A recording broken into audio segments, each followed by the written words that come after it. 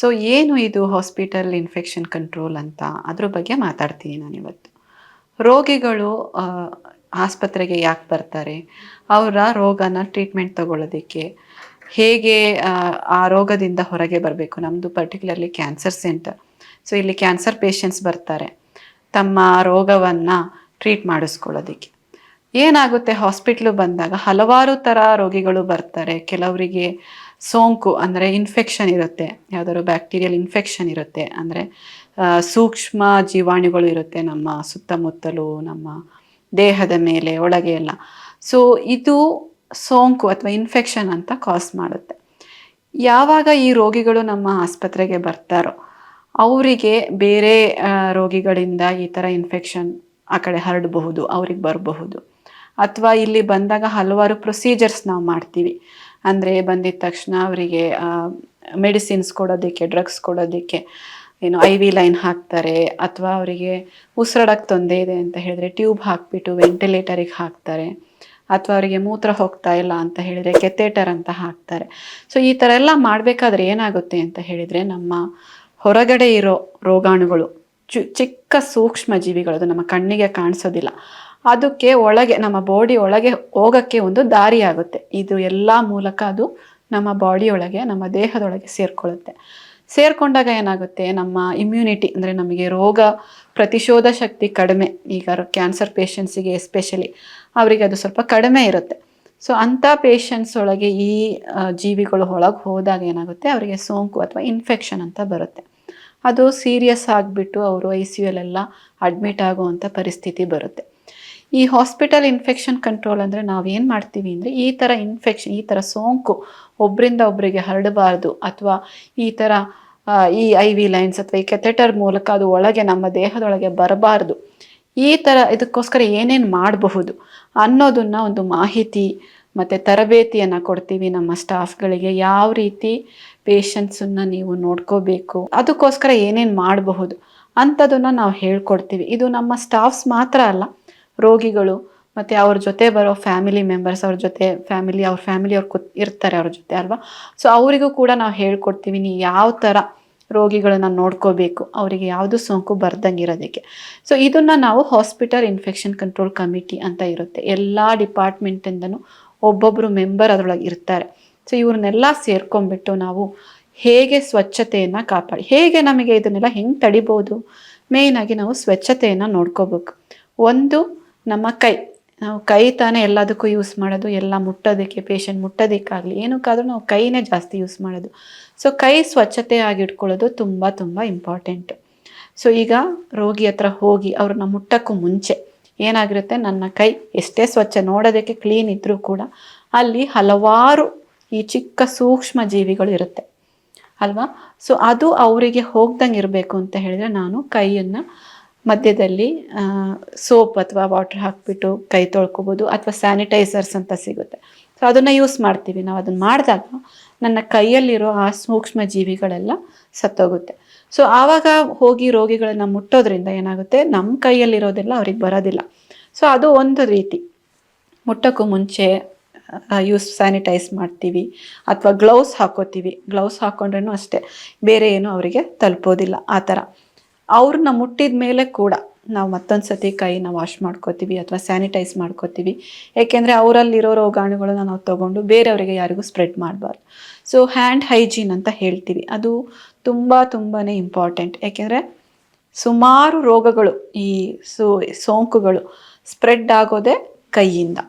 So ಅದಕ್ಕೋಸ್ಕರ ಅದನ್ನು ತುಂಬ ಇಂಪಾರ್ಟೆಂಟಾಗಿ ನಾವು ಫಾಲೋ ಮಾಡ್ತೀವಿ. ಪ್ರತಿ ಒಂದು ಸ್ಟೆಪ್ಪಲ್ಲೂ ಕೂಡ ರೋಗಿನ ಮುಟ್ಟಬೇಕಾದ್ರಾಗಲಿ, ಏನಾದರೂ ಪ್ರೊಸೀಜರ್ ಮಾಡಬೇಕಾದ್ರಾಗಲಿ, ಅಥವಾ ಅದು ಅವ್ರು ಮುಟ್ಟಾದ್ಮೇಲಾಗಲಿ ಆ ಹ್ಯಾಂಡ್ ಹೈಜೀನ್ ಅನ್ನೋದನ್ನು ಎಲ್ಲರೂ ಕಂಪಲ್ಸರಿಯಾಗಿ ಮಾಡ್ತಾರೆ. ಅದು ಮಾಡೋದ್ರಿಂದ ಈ ಸೋಂಕುಗಳು ಒಬ್ಬರಿಂದ ಒಬ್ಬರಿಗೆ ಟ್ರಾನ್ಸ್ಫರ್ ಆಗೋದಿಲ್ಲ. ಈ ಸೂಕ್ಷ್ಮ ಜೀವಿಗಳನ್ನು ಸಾಯಿಸುವಂಥ ಒಂದು ಸೊಲ್ಯೂಷನ್ ತಗೊಂಡು ಎಲ್ಲ ಸರ್ಫೇಸಸ್ಸು ಎಲ್ಲೆಲ್ಲಿ ಪೇಷಂಟ್ ಇದ್ದಾರೋ ಅಲ್ಲಿ, ನೆಲ, ಇದನ್ನೆಲ್ಲ ಸ್ವಲ್ಪ ಕ್ಲೀನಾಗಿ ಇಡ್ಕೋಬೇಕು. ಅದು ಇಡೋದ್ರಿಂದ ಏನಾಗುತ್ತೆ ಆ ಸೂಕ್ಷ್ಮ ಜೀವಿಗಳು ಅಮೌಂಟು ಕಡಿಮೆ ಆಗುತ್ತೆ ಹಾಸ್ಪಿಟ್ಲಲ್ಲಿ. ಸೊ ಆ ಥರ ಒಂದು ಪ್ರೊಸೀಜರ್ ಮಾಡ್ತೀವಿ. ಜೊತೆಗೆ ನಾನು ಹೇಳಿದ ಥರ ಈಗ IV ಲೈನ್ ಹಾಕೋದಾಗಲಿ, ಏನಾಗುತ್ತೆ, ನಮ್ಮ ಸ್ಕಿನ್ ಮೇಲೆ ತುಂಬ ಸೂಕ್ಷ್ಮ ಜೀವಿಗಳಿರುತ್ತೆ. ಸೊ ಯಾವಾಗ ನಾವು ಅದನ್ನು ಪಿಯರ್ಸ್ ಚುಚ್ಚಿಬಿಟ್ಟು ಒಳಗಡೆ ಬ್ಲಡ್ಡಿಗೆ ನಾವು ಲೈನ್ ಹಾಕ್ತೀವಿ, ಈ ಜೀವಿಗಳು ಅದ್ರ ಜೊತೆ ಒಳಗೋಗ್ಬಿಡುತ್ತೆ. ಸೊ ಅದಕ್ಕೊಂದು ಅವಕಾಶ ಇದೆ. ಸೊ ಹಂಗೆ ಹಾಕೋಕ್ಕೋದು ಮುಂಚೆ ಅವರು ಕರೆಕ್ಟಾಗಿ ಅಲ್ಲಿ ಒಂದು ಸೊಲ್ಯೂಷನ್, ಅದು ಈ ಸೂಕ್ಷ್ಮ ಜೀವಿಗಳನ್ನು ಸಾಯಿಸೋ ಅಂತ ಡಿಸ್ಇನ್ಫೆಕ್ಟೆಂಟ್ ಅಂತ ಹೇಳ್ತೀವಿ, ಅದನ್ನು ಹಾಕಿಬಿಟ್ಟು ಚೆನ್ನಾಗಿ ಕ್ಲೀನ್ ಮಾಡಿದ ಮೇಲೇ ಹಾಕಬೇಕು. ಆವಾಗ ಏನಾಗುತ್ತೆ, ಇದು ಒಳಗೆ ಹೋಗೋದಿಲ್ಲ. ಮತ್ತು ಅದು ಸುಮಾರು ಒಂದು 3-4 ಡೇಸ್ ಇಟ್ಕೊಂಡಿರ್ತೀವಿ, ಮೆಡಿಸಿನ್ಸ್ ಕೊಡ್ತಾ ಇರ್ತೀವಿ. ಸೊ ಅವಾಗೆಲ್ಲ ಯಾವಾಗೆಲ್ಲ ಅದನ್ನು ಯೂಸ್ ಮಾಡ್ತೀವೋ ಆವಾಗೆಲ್ಲ ಅದನ್ನು ಕ್ಲೀನ್ ಮಾಡ್ತಾನೆ ಇರ್ತೀವಿ. ಐಡಿಯಾ ಏನು ಅಂತ ಹೇಳಿದ್ರೆ, ಈ ಯಾವ ಜೀವಿಗಳು ಒಳಗೆ ಹೋಗಬಾರ್ದು, ಪೇಷಂಟಿಗೆ ಅದರಿಂದ ರೋಗ ಬರಬಾರ್ದು. ಸೊ ಈ ಥರ ಎಲ್ಲ ಡಿಫ್ರೆಂಟ್ ವಿಧಾನಗಳನ್ನು, ಅದನ್ನು ಬರೀ ಸ್ಟಾಫ್ಸ್ ಮಾತ್ರ ಅಲ್ಲ, ರೋಗಿಗಳನ್ನು ಮುಟ್ಟೋದು, ಅವ್ರ ಜೊತೆ ಇರೋ ಫ್ಯಾಮಿಲಿ ಮೆಂಬರ್ಸು ಫಾಲೋ ಮಾಡಿ ಅವ್ರನ್ನ ಮುಟ್ಟಬೇಕಾದ್ರೆಲ್ಲ ಕೈ ಸ್ವಚ್ಛತೆಯಾಗಿ ಇಟ್ಕೊಂಡಿದ್ರೆ ಆದಷ್ಟು, ನಾನು 100% ಅವರಿಗೆ ಸೋಂಕೆ ಬರಲ್ಲ ಅಂತ ಹೇಳೋಕ್ಕಾಗೋದಿಲ್ಲ. ಯಾಕೆಂದರೆ ಅವ್ರದ್ದು ರೋಗ, ಅವ್ರದ್ದು ಯಾವ ಸ್ಟೇಜಲ್ಲಿದ್ದಾರೆ, ಅವ್ರದ್ದು ಇಮ್ಯುನಿಟಿ ಎಷ್ಟು ಕಡಿಮೆ ಇದೆ, ಇದೆಲ್ಲ ಮ್ಯಾಟರ್ ಆಗುತ್ತೆ. ಇದು ಮಾತ್ರ ಅಲ್ಲ, ನಮ್ಮದು ಇನ್ಫೆಕ್ಷನ್ ಕಂಟ್ರೋಲ್ ಮಾತ್ರ ಅಲ್ಲ, ಬಟ್ ಅಟ್ಲೀಸ್ಟ್ ಒಂದು 90% ಈ ಸೋಂಕುಗಳನ್ನು ಈ ಥರ ಎಲ್ಲ ನಾವು ಹಲವಾರು ವಿಧಾನಗಳು ಮಾಡಿಕೊಂಡು ತಡ್ಕೋಬೋದು. ಇನ್ನೊಂದೇನು ಅಂತ ಹೇಳಿದರೆ, ನಮಗೆ ಇನ್ನೊಂದು ಏನು ಗೊತ್ತಾಗಬೇಕು ಅಂತ ಹೇಳಿದ್ರೆ, ರೋಗಗಳು ಹೇಗೆ, ಈ ಸೋಂಕುಗಳು ಹೇಗೆ ಹರಡುತ್ತೆ. ಕೆಲವು ಮುಟ್ಟೋದ್ರಿಂದ ಬರ್ಬೋದು. ಈಗ ಚಿಕನ್ ಪಾಕ್ಸ್ ಅಂತ ಹೇಳ್ತೀವಿ, ಆ ಪೇಷಂಟ್ ಹತ್ರ ಹೋಗಿ ಮುಟ್ಟಿದರೆ ಮೋಸ್ಟ್ಲಿ ಆ ರೋಗ ನಮಗೆ ಸ್ಪ್ರೆಡ್ ಆಗುತ್ತೆ. ಅಥವಾ ಈ ಕೋಲ್ಡು, ಕೆಮ್ಮು ಎಲ್ಲ ಇರಬೇಕಾದ್ರೆ ನಾವು ಕೆಮ್ಮೋದ್ರಿಂದ ಈ ಸೂಕ್ಷ್ಮ ಜೀವಿಗಳು ಏರಲ್ಲಿ ಬರುತ್ತೆ, ಗಾಳಿಯಲ್ಲಿ ಬರುತ್ತೆ. ಸೊ ಅದನ್ನು ಬೇರೆ ಯಾರಾದರೂ ಶ್ವಸಿಸಿದಾಗ ಅವ್ರಿಗೆ ಬರ್ಬೋದು.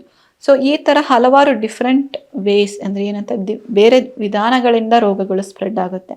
ಸೊ ಅದನ್ನು ನಮಗೆ ಗೊತ್ತಿರುತ್ತೆ. ನಾವೇನು ಮಾಡ್ತೀವಿ, ಈಗ ಕೋವಿಡ್ ಅನ್ನೋ ಪೇಷಂಟ್, ಅದು ಎಲ್ಲರಿಗೂ ಗೊತ್ತಿರುವಂಥ ವಿಷಯ. ಅವ್ರು ಬಂದರೆ ನಮಗೆ ಗೊತ್ತು, ಒಂದು ಕಾಂಟ್ಯಾಕ್ಟ್ ಮುಟ್ಟೋದ್ರಿಂದನೂ ಬರಬಹುದು, ಇಲ್ಲ ಅದು ಗಾಳಿಯಿಂದನೂ ಸ್ಪ್ರೆಡ್ ಆಗುತ್ತೆ. ಸೊ ಆ ಥರ ಪೇಷಂಟ್ಗಳನ್ನು ನಾವು ಸಪ್ರೇಟಾಗಿ ಐಸೋಲೇಷನ್ ರೂಮ್ಸ್ ಅಂತ ಹೇಳ್ತೀವಿ, ಅಲ್ಲಿ ಇಟ್ಕೋತೀವಿ. ಯಾಕೆಂದರೆ ಅವರಿಂದ ಬೇರೆ ಯಾರಿಗೂ ಅದು ಬರಬಾರ್ದು ಅಂತ. ಸೊ ಒಂದು, ನಾವು ಈ ರೋಗಗಳನ್ನು ಹೇಗೆ ಸ್ಪ್ರೆಡ್ ಆಗುತ್ತೆ ಅಂತ ತಿಳ್ಕೊಂಡು ಅದ್ರ ಪ್ರಕಾರ ಅದಕ್ಕೋಸ್ಕರ ಇರೋ ಪ್ರಿಕಾಷನ್ಸ್ ತಗೋತೀವಿ. ಮಾಸ್ಕ್ ಹಾಕ್ಕೊಳ್ಳೋದು, ಬೇರೆ ರೂಮಲ್ಲಿ ಸಪ್ರೇಟಾಗಿ, ಈಗ ಅಲ್ಲಿ ಸ್ಟಾಫ್ ಹೋಗಿ ಅವ್ರಿಗೆ ಏನಾದರೂ ಮೆಡಿಸಿನ್ಸ್ ಕೊಡಬೇಕು ಅಂತ ಹೇಳಿದರೆ ಅವರು ಫುಲ್ ಮಾಸ್ಕ್ ಹಾಕೋತಾರೆ, ಗೌನ್ ಹಾಕೋತಾರೆ. ಏನಂತ ಹೇಳಿದರೆ, ಅಲ್ಲಿ ಹೋಗಿದ ತಕ್ಷಣ ಆ ಗಾಳಿಯಲ್ಲಿ ಆ ವೈರಸ್ಸು, ಆ ಅಣು ಇರುತ್ತೆ, ಅದು ಅವ್ರ ಮೇಲೆ, ಅವ್ರ ಡ್ರೆಸ್ ಮೇಲೆ ಕೂತ್ಕೊಂಡ್ರೆ ಅದೇ ಡ್ರೆಸ್ಸಿಂದ ಅವ್ರು ವಾಪಸ್ ಬಂದು ಬೇರೆ ಪೇಷಂಟ್ ಹತ್ರ ಹೋದರೆ ಅವ್ರಿಗೆ ಸ್ಪ್ರೆಡ್ ಆಗುತ್ತೆ ಅಲ್ವಾ. ಅದಕ್ಕೋಸ್ಕರ ಅವರು ಅವರ ಡ್ರೆಸ್ ಮೇಲೆ ಒಂದು ಗೌನ್ ಅಂತ ಹಾಕೋತಾರೆ. ಸೊ ಏನಾದರೂ ಅಲ್ಲಿ ಅಂಟ್ಕೊಂಡಿದ್ರೇನು ಅದನ್ನು ರಿಮೂವ್ ಮಾಡಿ ಅಲ್ಲೇ ಬಿಚ್ಚಿಬಿಟ್ಟು ಹೊರಗೆ ಬರ್ತಾರೆ. ಆವಾಗ ಏನಾಗುತ್ತೆ, ಆ ರೋಗ ಬೇರೆ ಪೇಷಂಟಿಗೆ ಹೋಗೋದಿಲ್ಲ. ಸೊ ಈ ಥರ ವಿಧಾನಗಳನ್ನು ನಾವು ಸ್ಟಾಫ್ಸ್ಗಳಿಗೆ ಹೇಳ್ಕೊಡ್ತೀವಿ, ಅವರಿಗೆ ಟ್ರೈನಿಂಗ್ ಮಾಡ್ತೀವಿ. ಟ್ರೈನಿಂಗ್ ಮಾತ್ರ ಅಲ್ಲ, ಅದನ್ನು ಹೋಗಿ ಅವ್ರು ಫಾಲೋ ಮಾಡ್ತಾ ಇದ್ದಾರಾ ಅಂತ ಕೂಡ ನಿರೀಕ್ಷಿಸ್ತೀವಿ. ಯಾಕೆ ಅಂತ ಹೇಳಿದ್ರೆ ಅದನ್ನು ನಮ್ಮದು ಇಂಪಾರ್ಟೆಂಟ್ ಕೆಲಸ. ಯಾಕೆಂದರೆ ಇಬ್ಬರು ನರ್ಸಸ್ ಇರ್ತಾರೆ, ಇನ್ಫೆಕ್ಷನ್ ಕಂಟ್ರೋಲ್ ನರ್ಸಸ್ ಅಂತ.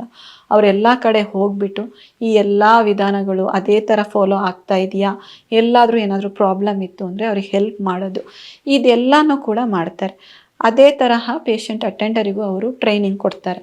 ನೀವು ಪೇಷಂಟ್, ಈಗ ಮನೇಲಿ ಈ ಪೇಷಂಟ್ಸ್ ಇಲ್ಲಿ ಆಪ್ರೇಷನ್ ಅಥವಾ ಶಸ್ತ್ರಕ್ರಿಯೆ ಆಗಿ ಒಂದು ವಾರ ಎಲ್ಲಿರ್ತಾರೆ, ಅದಾದಮೇಲೆ ಅವ್ರ ಮನೆಗೆ ಹೋಗ್ತಾರೆ, ಅವ್ರಿಗೆ ಇನ್ನೂ ಗಾಯ ಇರುತ್ತೆ, ಸ್ಟಿಚಸ್ ಇರುತ್ತೆ. ಸೊ ಅದನ್ನು ಹೇಗೆ ಅವರು ಅದನ್ನು ಮುಟ್ಟೋಕ್ಕೂ ಮುಂಚೆ ಅವರು ಕೈನ ಹೇಗೆ ವಾಶ್ ಮಾಡ್ಕೋಬೇಕು, ಅದು ಯಾವ ರೀತಿ ಅವರು ಅದನ್ನು ಡ್ರೆಸ್ಸಿಂಗ್ ಏನಾದ್ರು ಚೇಂಜ್ ಮಾಡಬೇಕು ಅಂದರೆ ಯಾವ ರೀತಿ ಮಾಡಬೇಕು, ಈ ಥರ ಒಂದು ಮಾಹಿತಿ ಕೂಡ ಅವರುಗಳಿಗೆ ಕೊಡ್ತಾರೆ. ಸೊ ಯಾಕೆ ಇದು ಇಷ್ಟು ಇಂಪಾರ್ಟೆಂಟ್, ಇದು ಮೊದಲು ಹಳೆ ಕಾಲದಲ್ಲೆಲ್ಲ ಇಷ್ಟೊಂದು ಆಸ್ಪತ್ರೆಗಳಲ್ಲಿ ಇದ್ರ ಬಗ್ಗೆ ಅಷ್ಟೊಂದು ನಾಲೆಜ್ ಇರಲಿಲ್ಲ. ಬಟ್ ಇತ್ತೀಚೆಗೆ ಈ ಹಾಸ್ಪಿಟಲ್ ಇನ್ಫೆಕ್ಷನ್ ಕಂಟ್ರೋಲ್ ಅನ್ನೋದು ಒಂದು ಇಂಪಾರ್ಟೆಂಟ್ ಡಿವಿಷನ್ ಆಗಿದೆ. ಎಲ್ಲ ಹಾಸ್ಪಿಟ್ಲಲ್ಲೂ ಇರ್ತಾರೆ ಅದಕ್ಕೋಸ್ಕರ ಜನ. ಯಾಕೆ ಅಂತ ಹೇಳಿದರೆ, ಬರೋ ಪೇಷಂಟನ್ನು ಅವ್ರನ್ನ ನಾವು ಟ್ರೀಟ್ ಮಾಡಿ ಕಳಿಸ್ಬೇಕು ಅನ್ನೋದೊಂದು ಇರುತ್ತೆ ನಮ್ಮದು. ಅವರಿಗೆ ಬೇರೆ ತರಹ ಸೋಂಕು ಇನ್ಫೆಕ್ಷನ್ ಕೊಡಬಾರ್ದು ಅನ್ನೋದೊಂದು ಆ ಒಂದು ಇದರಿಂದ, ಇದು ಇಂಡಿಯನ್ ಗೌರ್ಮೆಂಟಿಂದ ಕೂಡ ಬಂದಿದೆ. ಎಲ್ಲ ಹಾಸ್ಪಿಟಲಲ್ಲೂ ಈ ಥರ ಪಾಲಿಸೀಸ್ಗಳಿರಬೇಕು, ಇನ್ಫೆಕ್ಷನ್ ಕಂಟ್ರೋಲ್ ಅಂತ ಜನ ಅದಕ್ಕೋಸ್ಕರ ಇರಬೇಕು, ಅವರು ನೋಡ್ಕೋಬೇಕು, ತರಬೇತಿ ಕೊಡಬೇಕು ಅಂತ. ಈಗ ಇನ್ಫೆಕ್ಷನ್ ಅಂತ ಹೇಳಿದರೆ ಏನು, ನಾನು ಇನ್ಫೆಕ್ಷನ್ ಕಂಟ್ರೋಲ್ ಅಂತ ಹೇಳಿದೆ. ಸೊ ಇನ್ಫೆಕ್ಷನ್ ಅಂದರೆ ಏನು? ಇನ್ಫೆಕ್ಷನ್ ಅಂದರೆ ಬೇರೆ ಏನೂ ಅಲ್ಲ, ಈ ಸೂಕ್ಷ್ಮ ಜೀವಿಗಳು ಇರುತ್ತೆ, ಬ್ಯಾಕ್ಟೀರಿಯಾ, ವೈರಸಸ್, ಫಂಗೈ ಅಂತೆಲ್ಲ ನಾವು ಹೇಳ್ತೀವಿ. ಅದು ನಮ್ಮ ಬಾಡಿಯಲ್ಲಿ ಬಂದಾಗ, ಅದು ಬಂದುಬಿಟ್ಟು ಯಾವ ರೀತಿಲಿ ನಮಗೆ ಒಂದು ಡಿಸೀಸ್, ಒಂದು ಫೀವರ್ ಅಂದರೆ ಜ್ವರ ಬರುತ್ತೆ ನಮಗೆ, ಅಥವಾ ಕೆಮ್ಮು ಬರುತ್ತೆ, ಕೆಲವರಿಗೆ ಯೂರಿನ್ ಇನ್ಫೆಕ್ಷನ್ ಆಯಿತು ಅಂತ ಹೇಳಿದರೆ ಉರಿ ಬರುತ್ತೆ. ಈ ಥರ ಎಲ್ಲ ಡಿಫ್ರೆಂಟ್ ಸಿಂಪ್ಟಮ್ಸ್ಗಳು ಬರುತ್ತೆ. ಅದನ್ನು ಇನ್ಫೆಕ್ಷನ್ ಅಂತ ಕರಿತೀವಿ. ಅಂದರೆ ಈ ಸೂಕ್ಷ್ಮ ಜೀವಿಗಳಿಂದ ಬರೋ ಡಿಸೀಸನ್ನು ಇನ್ಫೆಕ್ಷನ್ ಅಂತ ಕರೆಯೋದು. ಸೊ ಮನೆಗಳಲ್ಲಿನೂ ಇದು ಸ್ಪ್ರೆಡ್, ಈಗ ಹಾಸ್ಪಿಟಲ್ ಮಾತ್ರ ಅಲ್ಲ, ಇನ್ಫೆಕ್ಷನ್ ಎಲ್ಲಿ ಬೇಕಾದರೂ ಬರ್ಬೋದು, ಮನೆಯಲ್ಲೂ ಬರ್ಬೋದು, ಮನೆಯಲ್ಲೂ ಒಬ್ಬರಿಂದ ಒಬ್ಬರಿಗೆ ಅದು ಸ್ಪ್ರೆಡ್ ಆಗೋ ಚಾನ್ಸಸ್ ಇದೆ. ಅಂದರೆ ಈಗ ಒಬ್ಬರಿಗೆ ಕೆಮ್ಮು ಶೀತ ಬಂತು ಅಂದರೆ ನಿಮಗೆ ಗೊತ್ತು, ನಿಮ್ಮ ಮನೇಲಿರೋ ಬೇರೆಯವರಿಗೂ, ಮಕ್ಕಳಿಗೆ ಫಸ್ಟ್ ಬರುತ್ತೆ, ಅವ್ರು ಶಾಲೆಗೆ ಹೋಗ್ತಾರೆ ಬರ್ತಾರೆ, ಸ್ನೀಸ್ ಮಾಡಿದಾಗ ಮಾತಾಡಿದಾಗ ಕೂಡ ನಮ್ಮ ಬಾಯಿಂದ ಈ ಜೀವಿಗಳು ಹೊರಗೆ ಬರುತ್ತೆ, ಸೂಕ್ಷ್ಮ ಜೀವಿಗಳು ನಮಗೆ ಕಣ್ಣಿಗೆ ಕಾಣೋದಿಲ್ಲ. ಸೊ ಅದನ್ನು ಪಕ್ಕದಲ್ಲಿರೋರಿಗೆ ಅದು ಮುಟ್ಟಿದಾಗ ಅಥವಾ ಅದನ್ನು ಶ್ವಸಿಸಿದಾಗ ಅವರಿಗೂ ಆ ಇನ್ಫೆಕ್ಷನ್ ಸ್ಪ್ರೆಡ್ ಆಗುತ್ತೆ. ಸೊ ಇದನ್ನು ತಡೆಯೋದಕ್ಕೆ ಏನು, ಮೇಯ್ನಾಗಿ ನೀವು ಯಾವಾಗ ಕೆಮ್ತೀರಾ, ಸೊ ಯೂಶಲಿ ಏನು ನಾವು ಕೆಮ್ಬೇಕಾದ್ರೆ ಈ ಥರ ಕೈ ಹಿಡ್ಕೊಂಡ್ಬಿಡ್ತೀವಿ. ಕೈ ಹಿಡ್ಕೊಂಡಾಗ ಏನಾಗುತ್ತೆ, ಕೈಯಲ್ಲಿ ಬರುತ್ತೆ ಇದೆಲ್ಲ, ನಾವು ಕೆಮ್ಮಿರೋ ಆ ಮೆಟೀರಿಯಲ್ ಎಲ್ಲ ಕೈಯಲ್ಲಿ ಬರುತ್ತೆ. ಆಮೇಲೆ ನಾವು ಅದನ್ನು ಕೈ ತೊಳಿಲಿಲ್ಲ ಅಂತ ಹೇಳಿ ನಾನೀಗ ಈ ಟೇಬಲ್ಲು ಪಕ್ಕದಲ್ಲಿ ಮುಟ್ಟೋದು ಎಲ್ಲ ಮಾಡಿದರೆ ನನ್ನ ಕೈಯಲ್ಲಿರೋ ಆ ಸೂಕ್ಷ್ಮ ಜೀವಿಗಳು ಅಲ್ಲಿಗೆ ಬರುತ್ತೆ. ಬೇರೆ ಯಾರೋ ಬಂದು ಅದನ್ನು ಮುಟ್ತಾರೆ, ಅವ್ರಿಗೆ ಅದು ಸ್ಪ್ರೆಡ್ ಆಗುತ್ತೆ. ಸೊ ಯಾವಾಗಲೂ ಕೆಮ್ಮಬೇಕಾದ್ರೆ ಏನು ಹೇಳ್ತೀವಿ ಅಂತ ಹೇಳಿದ್ರೆ, ಒಂದಿಲ್ಲ ನೀವು ಕರ್ಚೀಫ್ ಇಟ್ಕೊಂಡಿರಬೇಕು ಮುಚ್ಚೋದಕ್ಕೆ, ಇಲ್ಲ ನಿಮ್ಮ ಕೈಯಲ್ಲಿ ಏನೂ ಇಲ್ಲ ಅಂತ ಹೇಳಿದ್ರೆ ಈ ಥರ ನೀವು ಹ್ಯಾಂಡನ್ನು ಮುಚ್ಚಕ್ಕೆ ಹೋಗ್ಬೇಡಿ, ಯಾಕೆಂದರೆ ಅದರಿಂದ ನೀವು ಬೇರೆ ಕಡೆ ಮುಟ್ತೀರಾ. ಸೊ ಏನು ಮಾಡಿ, ಇಲ್ಲಿ ಎಲ್ಬೋನ ಈ ಥರ ಮುಟ್ಕೊಂಬಿಡಿ. ಆವಾಗ ಏನಾಗುತ್ತೆ, ಇದರಿಂದ ನಾವು ಬೇರೆ ಏನೂ ಟಚ್ ಮಾಡಲ್ಲ ಅಲ್ವಾ, ಕೈಯಿಂದ. ಸೊ ಅದನ್ನು ಕಂಟಾಮಿನೇಷನ್ ಆದರೂ ಪರವಾಗಿಲ್ಲ, ಕೈಯನ್ನು ಆಗ್ದಂಗಿರಕ್ಕೆ ನೋಡ್ಕೊಳ್ಳಿ, ಅದೊಂದು ಮಾಡಬಹುದು.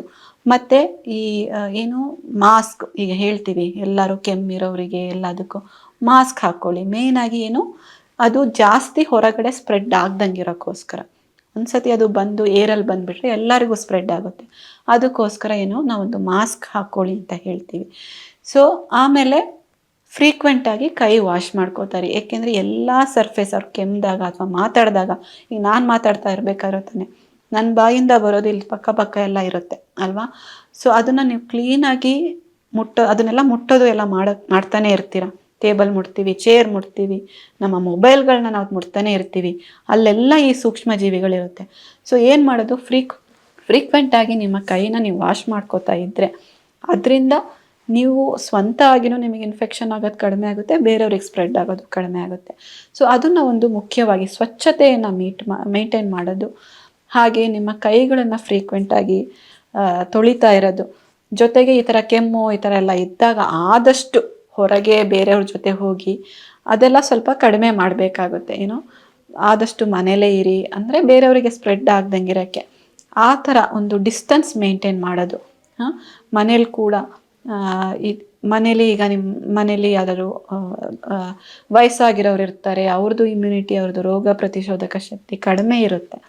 ಸೊ ಅಂಥವ್ರ ಹತ್ರ ಇಂದೆಲ್ಲ ಸ್ವಲ್ಪ ದೂರ ಇರೋದು, ಯಾಕೆಂದರೆ ಅವ್ರಿಗೇನಾದರೂ ಬಂದುಬಿಟ್ರೆ ಅದನ್ನು ಅವ್ರಿಗೆ ಶಕ್ತಿ ಇರೋದಿಲ್ಲ ಅದನ್ನು ಹೋರಾಡೋದಕ್ಕೆ. ನಮ್ಮ ಥರ ಅಂದರೆ ಹೆಲ್ತಿಯಾಗಿರೋರಿಗೆ ಏನಾದರೂ ಬಂದ್ರೂ ಒಂದು ವಾರ ಶೀತ ಜ್ವರ ಸರಿ ಹೋಗ್ಬಿಡ್ತಾರೆ. ಬಟ್ ಅವರಿಗೆಲ್ಲ ಬಂತು ಅಂತ ಹೇಳಿದರೆ ಅವ್ರಿಗೆ ಅದರಿಂದ ಹೊರಗೆ ಬರೋಕ್ಕೆ ಅಂತ ಹೇಳಿದ್ರೆ ತುಂಬ ದಿವಸ ತಗೊಳುತ್ತೆ, ಅದು ತುಂಬ ಕಷ್ಟ ಕೂಡ.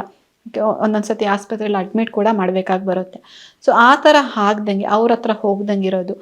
ಈಗ ಒಬ್ಬರು ಪೇಷಂಟ್ ಇದ್ದಾರೆ, ಅವರಿಗೆ ಇನ್ಫೆಕ್ಷನ್ ಇದೆ ಅಂತ ಹೇಳಿದರೆ ಸುಮಾರು ಸತಿ ಅವ್ರ ಹತ್ರ ಹೋಗೋದು ಕುತ್ಕೊಳ್ಳೋದು ಇಲ್ಲ, ಆದಷ್ಟು ಲಿಮಿಟ್ ಮಾಡಬೇಕಾಗುತ್ತೆ. ಏನೂ ಮಾಡೋಕ್ಕಾಗಲ್ಲ, ಯಾಕೆಂದರೆ ಇನ್ಫೆಕ್ಷನ್ ಸ್ಪ್ರೆಡ್ ಆದರೆ ಕಷ್ಟ, ಎಲ್ಲರಿಗೂ ಟ್ರೀಟ್ ಮಾಡಿಕೊಂಡು ಅದು ಕಷ್ಟ ಆಗುತ್ತೆ. ಸೊ ಅದನ್ನು ಮಾಡೋದು, ಅವರ ಬಟ್ಟೆಗಳನ್ನು ನೀಟಾಗಿ ಸೋಪು ಬೇರೆ ಏನೂ ಬೇಕಾಗಿಲ್ಲ, ನಮ್ಮ ಸೋಪು ನೀರಿಂದನೇ ಮಾಮೂಲಿ ಯೂಸ್ ಮಾಡೋ ಸೋಪಿಂದನೇ ನೀಟಾಗಿ ವಾಶ್ ಮಾಡೋದು. ಅವ್ರು ಯೂಸ್ ಮಾಡಿರೋ ಪ್ಲೇಟನ್ನು ಹಾಗೆ ಸಪ್ರೇಟಾಗಿ ಅಂತ ಅಲ್ಲ, ಬಟ್ ಸೋಪ್ ಎಲ್ಲ ಹಾಕಿಬಿಟ್ಟು ವಾಶ್ ಮಾಡೋದು.